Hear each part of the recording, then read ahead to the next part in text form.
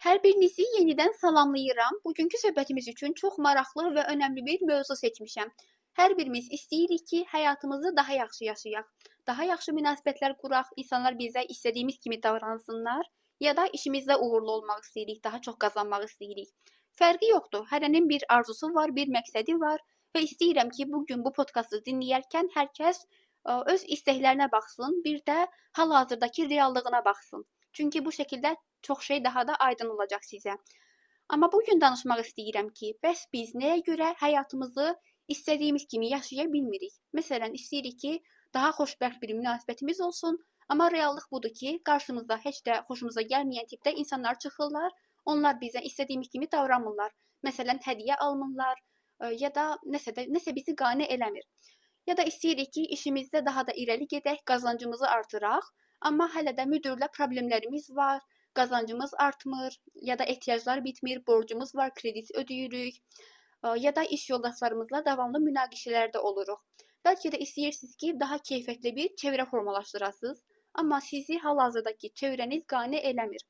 Yəni ola bilər dostlarınız, tanışlarınız, rəfiqələriniz ya da iş yoldaşlarınız heç də istədiyiniz insanlar deyillər sanki. Yəni qısacası məsələ burasındadır ki, biz hər şeyin daha yaxşı olmasını istəyirik, amma reallıqda yenə də nə qədər çalışsaq da, nə qədər əziyyət çəksək də, planlar qursaq da, bəzən hətta manifest eləsək belə, yenə də həyatımızı istədiyimiz kimi yaşamaq nəyə görə alınmır?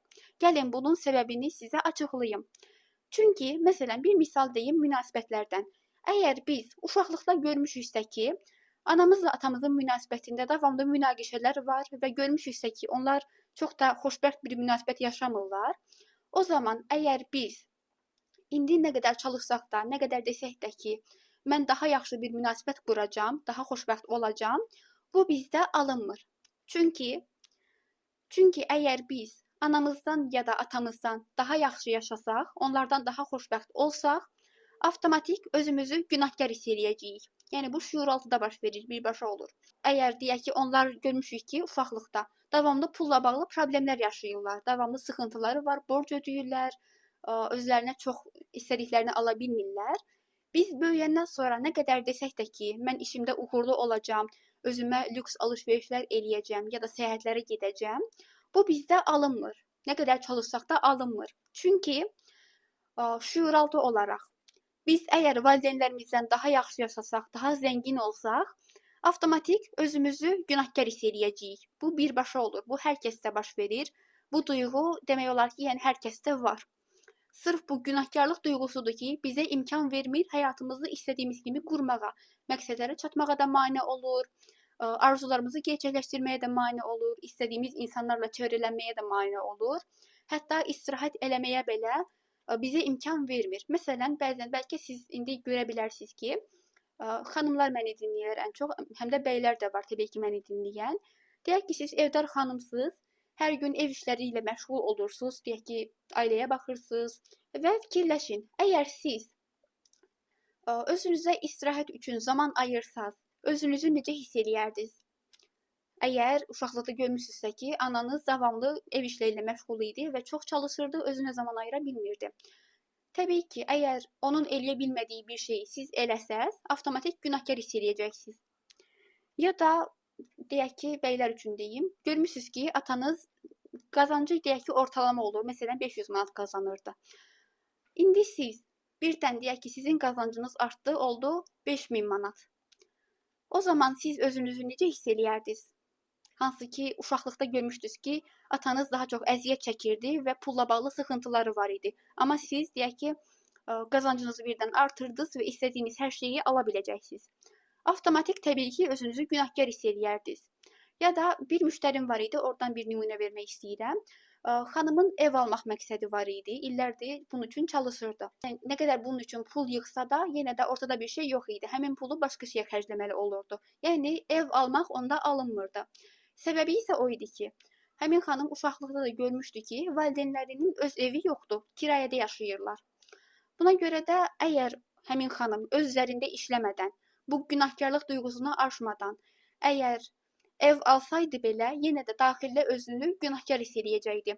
Və ən əsası isə burdadır ki, biz çox zaman həmişə istifadə edirik bu cümlədən. Göz dəyir deyirik ki, məsələn, kimsə nəsə aldı, göz dəydi. Deyək ki, kimsə maşın aldı, ona göz dəydi, zərər gəldi. Ya da kiminsə qazancı artdı və həmin pulu itirdi qısa müddət sonra, xərcləyə bilmədi, xəstələndi. Deyirik ki, göz dəydi. Bu göz dəyməyinin səbəbi də bu günahkarlıq duyğusudur. Yəni həmin insan əldə elədiyi uğura görə ya da deyək ki, bəlkə də sağlamlıqla bağlı. Deyək ki, siz sağlamlığınıza çox yaxşı fikir verirsiniz, amma uşaqlıqda görmüsünüz ki, davamlı valideynlərinizin xəstəlikləri var, özlərinə çox da baxa bilmirlər. O zaman siz bu sağlamlığınıza görə belə özünüzü günahkar hiss eləyəcəksiniz. Ona görə də göz dəydi dediyimiz hadisələr baş verir. Yəni göz o halda dəyir ki, belə deyək də, göz həmin insanlara dəyir ki, onlar əllərində olan mala, mülkə ya da xoşbəxtliyə görə daxildə özlərini günahkar hiss eləyirlər. İndi istəyirəm ki, buradan siz nələri öyrəndiniz özünüzlə bağlı, indiyə qədər hansı məqsədə çata bilməmişdiniz bu duyğuya görə, onları mənimlə rəydə bölüşə bilərsiniz. Ya da hansı sualınız yaranırsa yenə də soruşun, mən sizə ətraflı şəkildə cavablamağa hazıram. İstəyirəm ki, artıq bunun fərqinə varaq və anlayaq ki, öz üzərimizdə işləmək və günahkarlıq duyğusunu aşmaq nə qədər önəmlidir. Yəni yenə də deyirəm, bu hər birimizdə olur. Sadəcə baxır ki, kimdə nə qədərdir də bunun faizi. Məsələn, mən öz üzərimdə işləyəndən sonra məndə günahkarlıq duyğusunun faizi çox aşağı enib. Ona görə də məsələn, mən özüm də elə dediyim nümunələrin çoxu məndə də var. Mən həmişə uşaqlıqda görmüşəm ki, valideynlərimin pulla bağlı sıxıntıları var, borclar da olurdu, ehtiyaclarımız da çox olurdu. Yəni çox istədiyimiz kimi xərcləyə bilmirdik. Amma mən öz üzərimdə işləyəndən sonra qazancımı artırmaq artıq mənim üçün çətin deyil. Artıq qazancımı artıranda günahkar hiss eləmədən bunu eləyə bilirəm. Eyni şəkildə də işimi qurmaq. Məsələn, bu mənim şəxsi biznesimdir də, amma atam görmüşəm ki, həmişə muzlu işdə çalışır. Anam isə evdar xanım idi. Münasibətlə bağlı da eyni. Çoxumuz elə deyərdim ki, 90% ailələr uşaqlıqda görmüşük ki, davamlı təşvişli və münaqişəli bir ailədə böyümüşük.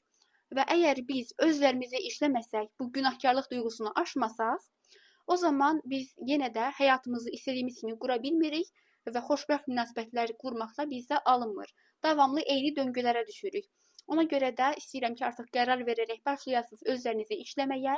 İlk olaraq da başlamağınız lazımdır günahkarlıq duyğusunu aşmaqla. Bunu da necə eləyirik? İndi isə açıqlama bölməsinə baxın. Mən orada Telegram kanalımın linkini paylaşmışam. Hardan ki siz keçid edib ödənişsiz şəkildə özlərinizə işləməyə başlaya bilərsiniz. Sadəcə olaraq bugün siz fərqinə vardınız ki, deməli mən nəyə görə indiyə qədər bu arzularımı gerçəkləşdirə bilmirdim. Nəyə görə sanki eyni döngülərdə qalırdım və nə münasibətdən, nə də işimdə nəyə görə irəli gedə bilmirdim. Səbəbi bununla bağlıdır. Çünki yenə də deyirəm, əgər biz özlərimizdə işləməmişiksə, bu həmişə belə baş verir. Əgər biz valideynlərimizdən daha yaxşı yaşasaq, daha xoşbəxt olsaq, daha zəngin olsaq, daha çox qazansaq, o zaman daxildə özümüzü günahkar hiss eləyirik. Amma biz bu günahkarlıq duyğusunun üzərində işləyəndən sonra, faizini azaldandan sonra artıq istənilən bir məqsədə çatmaq bizim üçün heç də çətin olmur. Münasibətimizi də daha yaxşılaşdıra bilirik. Fərqi yoxdur, evlisiz, subaysız, bəysiz, xanımsız, heç bir fərqi yoxdur. Kim olmağınızdan, nə istədiyinizdən asılı olmayaraq. Bu günahkarlıq duyğusunu aşandan sonra həm daha zəngin ola bilirsiniz, həm də münasibətlərinizi istədiyiniz kimi yaxşılaşdıra bilirsiniz. Ya da çevrənizi də dəyişdirə bilirsiniz. Mənə sizin fikirləriniz də maraqlıdır. Ona görə də əgər sualınız yaranarsa, rahatlıqla rəydə bölüşə bilərsiniz. Əgər artıq özlərinizə işləmək istəyirsinizsə, mənə şəxsidə də yaza bilərsiniz bununla bağlı. Mən sizə məmnuniyyətlə dəstək olaram.